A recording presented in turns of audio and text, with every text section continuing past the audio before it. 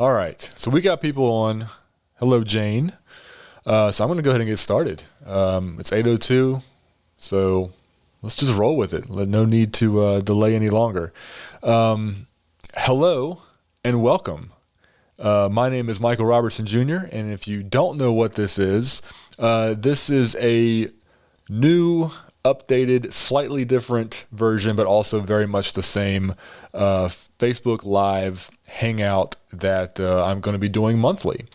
If you've been with me or been on the page for a while, you know that over the last few years I had been doing weekly Monday night updates. I called them my what am I doing updates, where I would just kind of jump on, say hello, catch up with you guys for a little bit, and talk about projects I was working on, and then also give you books, movies, TV shows that I was currently enjoying.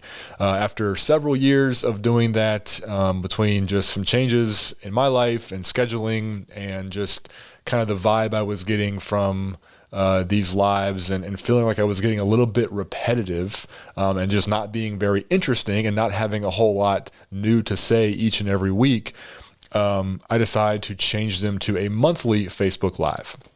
So this is officially the first of the monthly updates. The last weekly update I did was back in December. So it's been, I believe, over a month actually since I did one of these Facebook Lives. Now, feels good to be back on. Really good to see some of your guys' names and faces. But the good news is I haven't completely stopped weekly updates. If you still want weekly updates from me or are interested in seeing stuff from me that is not always specific to my books and promoting my work, please jump over and check out my new blog / podcast, basically / new platform where I'll be sharing a lot of interesting stuff, things that I like to talk about and that I'm finding interesting, over on my Midnight Coffee Substack. The link for that should be in the description of this video somewhere, but if you can't find it there, it's a very easy website to go to. It's just mrobertsonjr.substack.com. And I've been posting over there weekly updates. I call them my weekly refills over on Midnight Coffee. And it's basically a written version of what I used to do every Monday night here on Facebook. And I throw in some other tidbits here and there. I share links to videos, and just can kind of link out to other sources if whatever topic I am discussing warrants that. I also do an audio version for paid subscribers over there. There's absolutely no requirement for you to be a paid subscriber.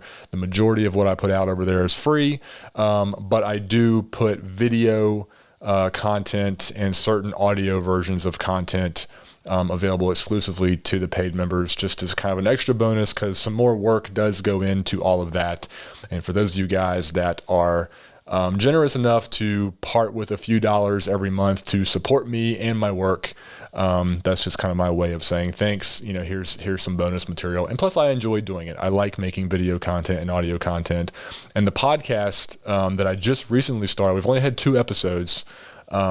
I've actually really enjoyed doing that because it has given me a way to kind of have discussions about topics that have come up, things that I've found in the news, whether it be book related, you know, being a creative, being a small business owner, stuff like that. I've been doing the first 2 episodes I've done with my good friend Jason, who's a professional photographer and filmmaker.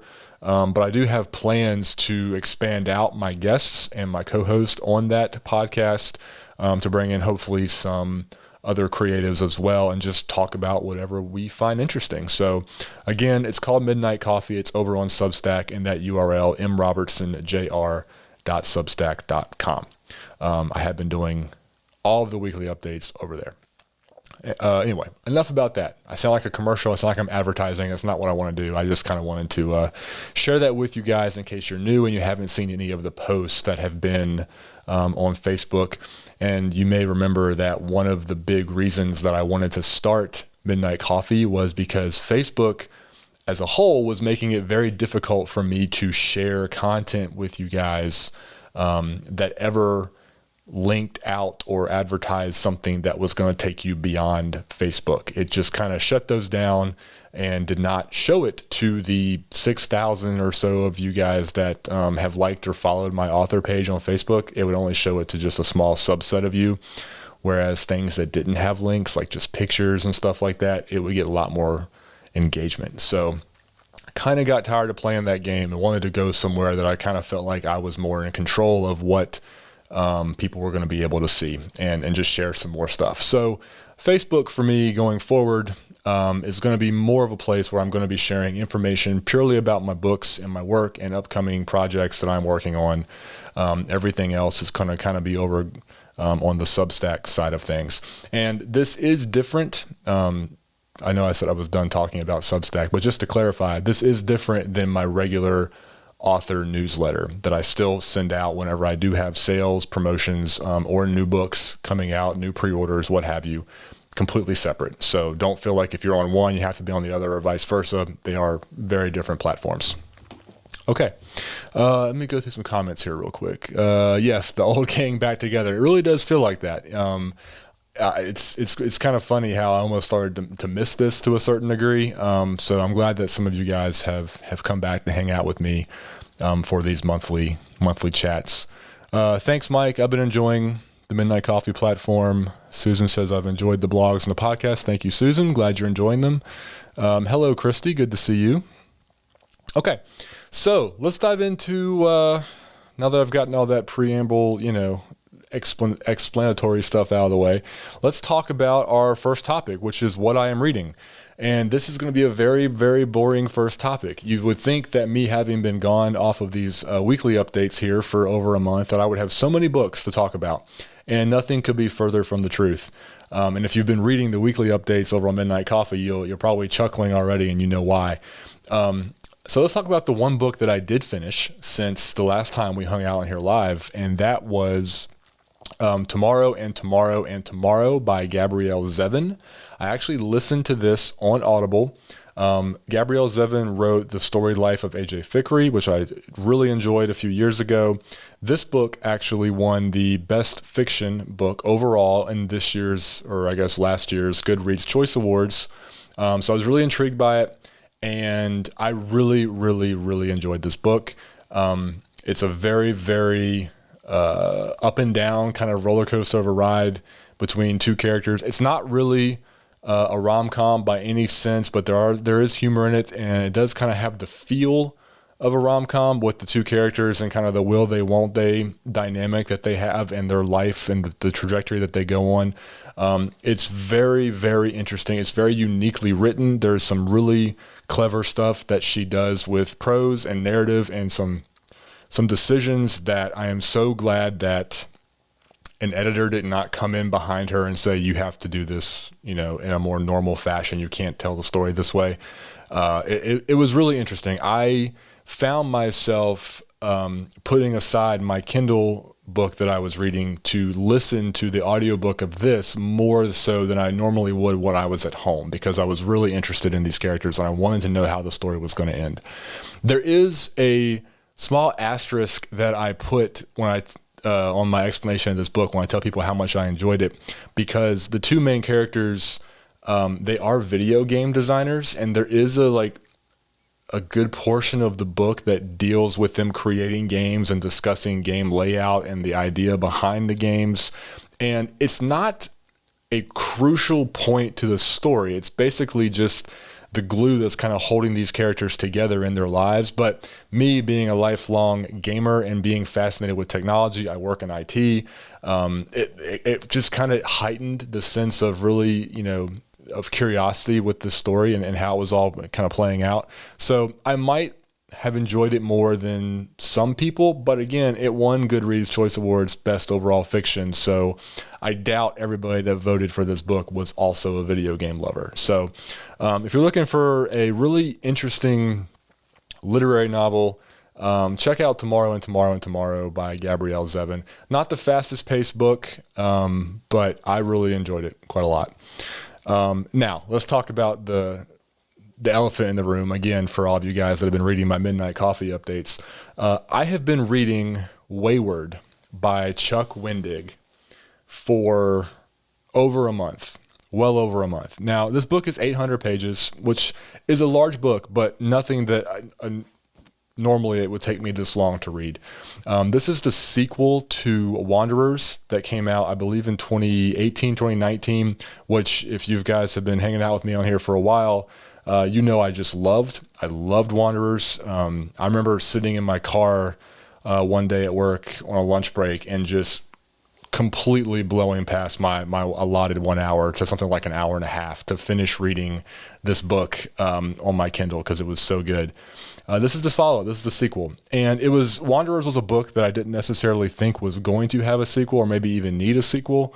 But long story short, there is a sequel. I was really excited to get it. I toyed with the idea of getting it on audiobook initially, but instead got it on my Kindle. And for some reason, just the way that I have been reading recently, which has not been a lot, this book is taking me forever to get through. So much so that I actually just got the audiobook version also toward the end of last week, so I could listen and read going back and forth, whether, in the car or on the treadmill or whatever, because I wanted to get through it. I was getting frustrated with myself for how long it was taking me to get through this book. And the thing is, it's not because of the book. It's not the book's fault at all. This story, while I'm not enjoying the story overall as much as I'd enjoyed Wanderers, there was like a mystique to Wanderers that Wayward doesn't have.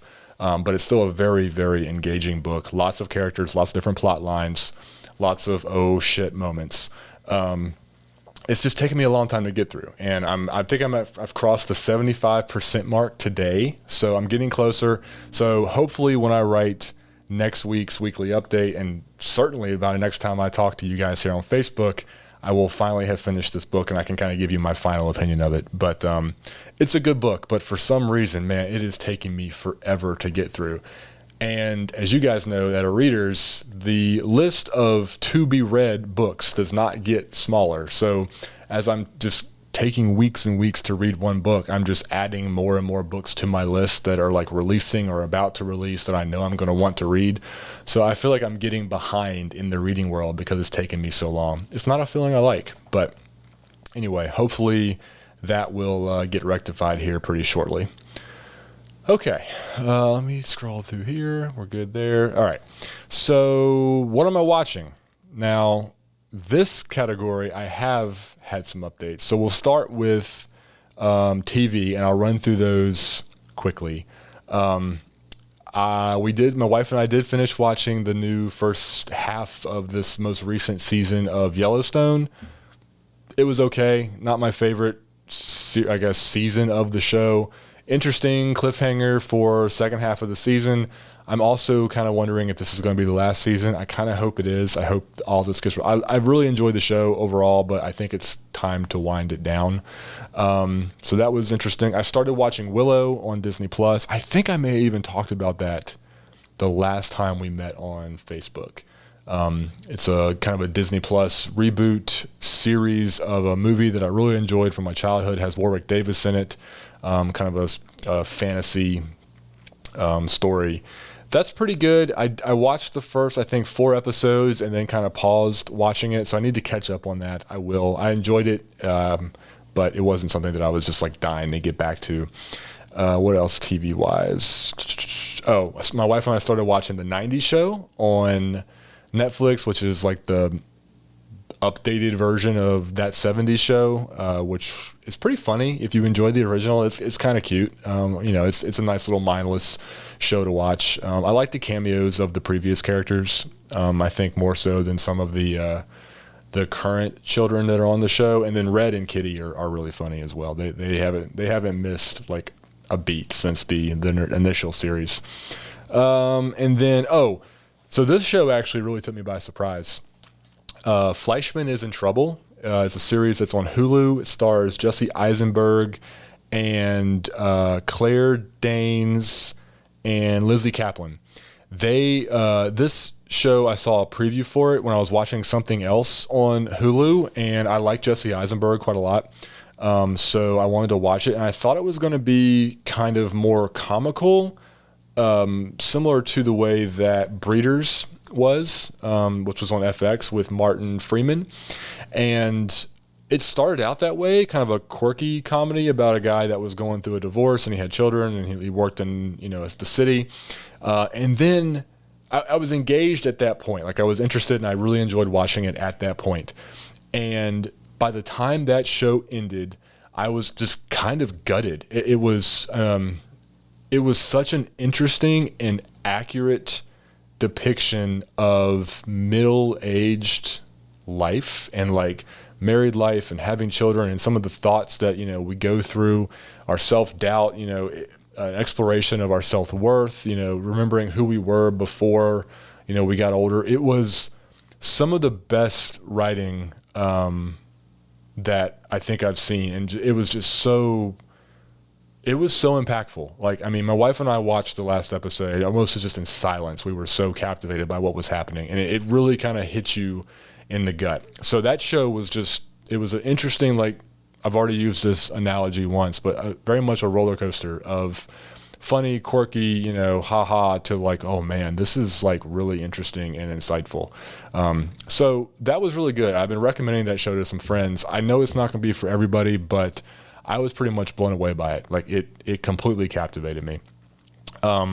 Did watch season 2 of The White Lotus. I think Janet just asked about that. I actually liked season 2 of White Lotus better than season 1. And I really enjoyed season 1, but season 2 was better in my opinion. And if you haven't watched The White Lotus on HBO, you should watch it. If you want like dark humor, dark comedy, with a lot of drama mixed in, go for it. You can't go wrong. But the big one on my list, and I see somebody just mentioned it, The Last of Us on HBO is amazing so far. That's one of my favorite video game series I've ever played in my life. As I've gotten older, I've said this before, it takes a lot for me to remain invested in a video game, and especially like longer single player games. I just don't have the time or the patience to not be completely interested and if I'm not having fun or I'm not fully engaged in the story, I just don't have the patience for video games as much as I used to. The Last of Us 1 and 2, I loved it. Just like White Lotus, I think I might be in the minority that I really enjoyed part 2 a lot, maybe even more than part 1. But the show on HBO is amazing. Like, even as somebody, I've talked to people that have not watched and have not played the game. My wife hasn't played the game. She's watched it with me. Amazing. They have spared no expense. Production value is off the charts. Acting has been great. Like, I think HBO has something special with this show. And the thing that really excites me, but also kind of terrifies me, is if it does really well, and right now the numbers for viewers, it's doing really well, according to what they've reported. I'm hoping they're going to do a season 2, which will be the second part of the game. The problem with that scares me is kind of like I was alluding to a minute ago. Part 2 of the game got a lot of flack and a lot of hate because of some of the characters and their stories and what happened and things about them. Some of the voice actors for the game were getting like death threats because stupid people were, not able to detach the fictitious video game character from the real life person that did the voice acting. I know, crazy. To take that kind of level of hatred and then put it onto a TV show that probably millions and millions of more people are going to see than ever played the video game could be kind of iffy. I mean, you saw the fallout that happened at the end of the Game of Thrones show, how people were so upset with the ending and were getting so angry with the showrunners. I mean, it's just silly how up in arms they get over fictional content. But I'm excited that I might get to see a season 2 play out, but also kind of scared to see how people would react to some of the plot lines, which is a silly thing to have to be concerned about, but that's the world we live in. Anyway, I've been like talking for 20 minutes straight now. But yeah, so if you have HBO and you want to watch a good like post-apocalyptic kind of zombie creature show, that by the way has a great relationship, just a lot of heart at its core with the main characters. The Last of Us is where it's at for sure. The first 2 episodes have been really, really cool. And if you've played the video game, the parallels and some of the symmetry between game scenes and what they've put directly into the show is just so cool to see. Like, it's really awesome. Okay. And I think that's it for TV. So it's Oscar season. So I've been trying to catch up and watch a lot of the films that have been nominated for Oscars. I've seen some of them before the nominations. There's a few more I need to see, but quick rundown, Everything, Everywhere, All at Once. I enjoyed this movie, but I was not as blown away by it as I think I was expecting to be based on some of the press. It's a cool movie. It's very unique. I mean, so unique it's almost off-putting at times. My wife despised it. It's fun. Kung fu, science fiction, just wacky, crazy all over the place. It's a fun movie. It is not my favorite film of the Oscar-nominated films by a long shot, even though it seems to be the most nominated film. By the way, Short Round from Indiana Jones and the Temple of Doom won the Golden Globe for Best Supporting Actor for this. Ke Huy Quan, I think is his name. So that was pretty cool. Anyway, so that was it. The Banshees of Inisherin, probably my front runner personally for Best Film of the Year. I think The Fabelmans is probably going to win it, but Banshees of Inisherin, it's kind of a dark, slow burn drama comedy starring Colin Farrell and Brendan Gleeson. There are some phenomenal performances in here. The writing is so subtle and so simple, but so powerful and just so odd at times, but also so moving. There's a few lines in that movie in some scenes in that movie that, I mean, I literally teared up, and they were so simple. It's a beautiful film, kind of sad, but anyways, I think that's also available to watch on The Banshees of Inisherin. That's also one of those movies that I can already see people watching and then saying, I don't get it. Like, a lot of people like this film, and that's okay. Art is subjective. I say that all the time. Art is subjective, all of it. The Fabelmans, which is Steven Spielberg's new movie, I really, really enjoyed that quite a lot. It is a classic Spielberg film where he's telling his own story, which is pretty amazing. That's one that I would watch again, just like with Banshees. So I'm curious to see how that plays out in terms of best screenplay, best director, best film of the year come Oscar time. Come the Oscars in March, I think is when they're airing. But that was really good. Seth Rogen, by the way, had a really, really good role in that. Michelle Williams was great. Paul Dano was really, really good. It was kind of bummed that Paul Dano did not get a Best Actor nomination for that. But those are the 3 that I've watched recently in terms of Oscar films. I still need to watch The Whale, which doesn't appear to be able to be rented or purchased on any of the streaming platforms right now. I checked Apple earlier today, and it said coming soon. So I want to watch The Whale because Brendan Fraser is getting so much praise, and he's won a few awards for that. Sadie Sink from Stranger Things is in that, so that's pretty cool. And then After Sun is another one that kind of caught me off guard, that wasn't even really on my radar, but that one has Paul Mescal, who is nominated for Best Actor. And if you guys remember from a few years ago, I was just floored by his performance in Normal People, which was the Hulu adaptation of the novel by Sally Rooney.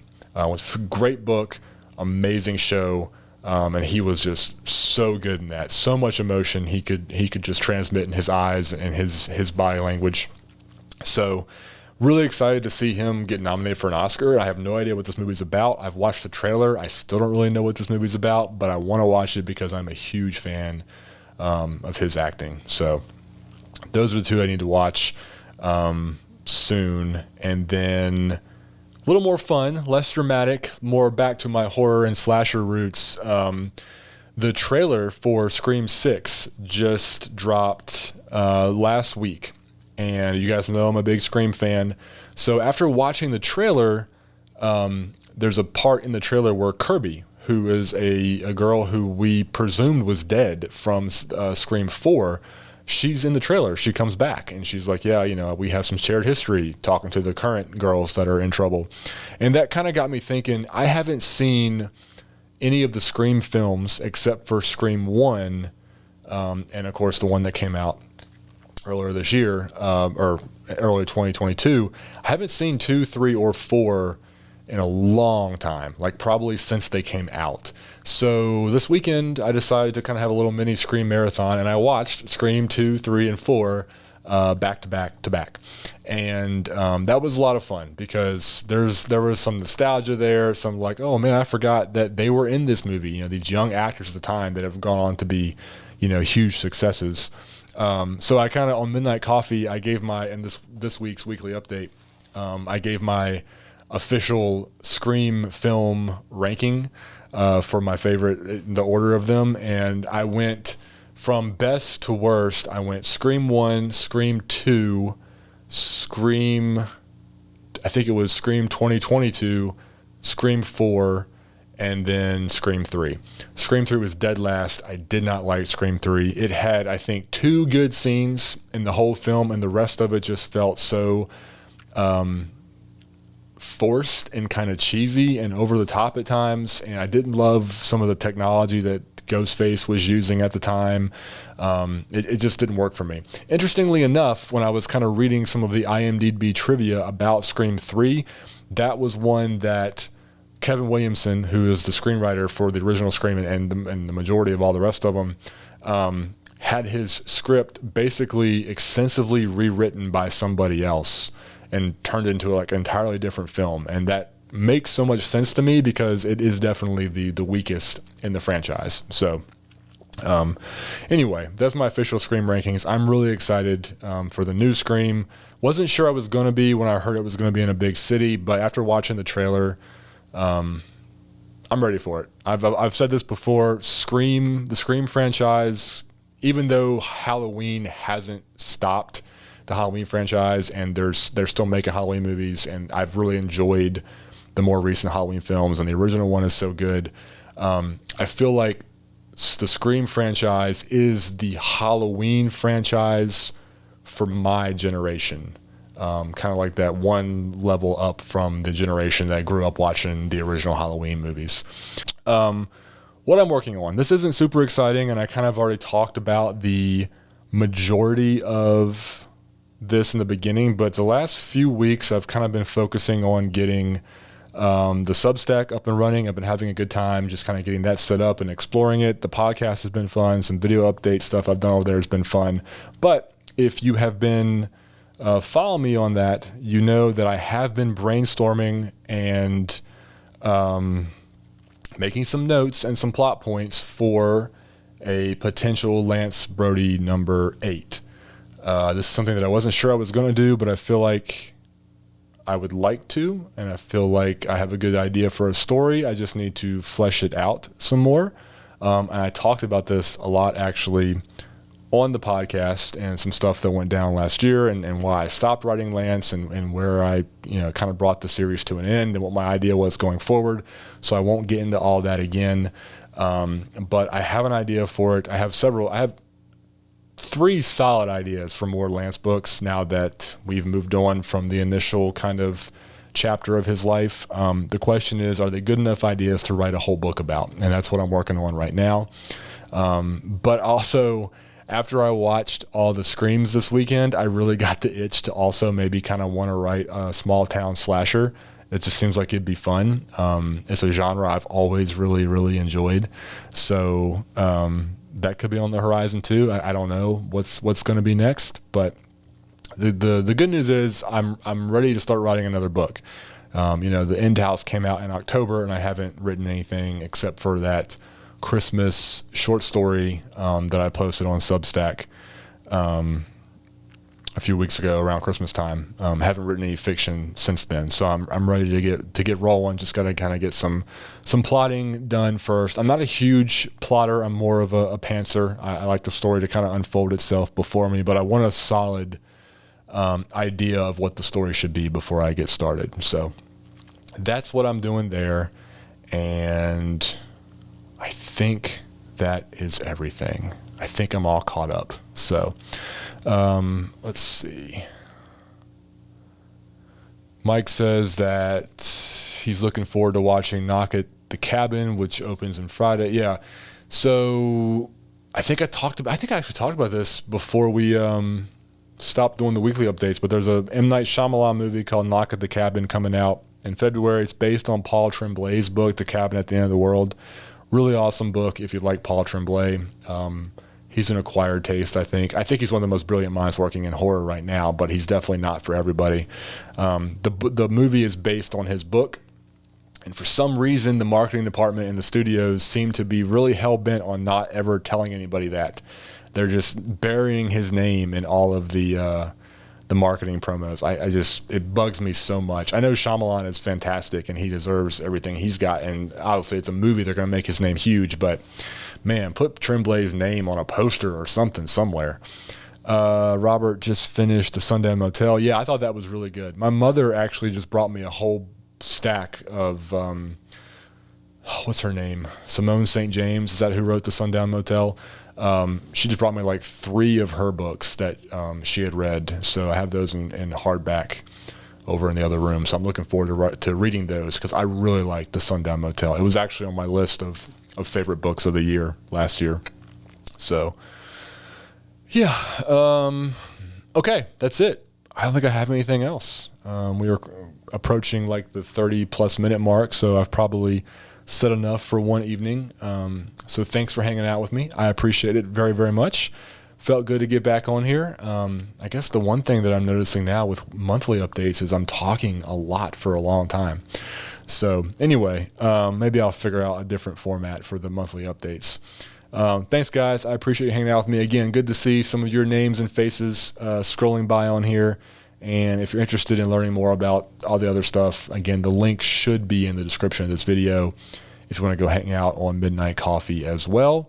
So, yeah, until next time, I will talk to you then. Have a good rest of your evening, your week, your month, and we'll talk soon.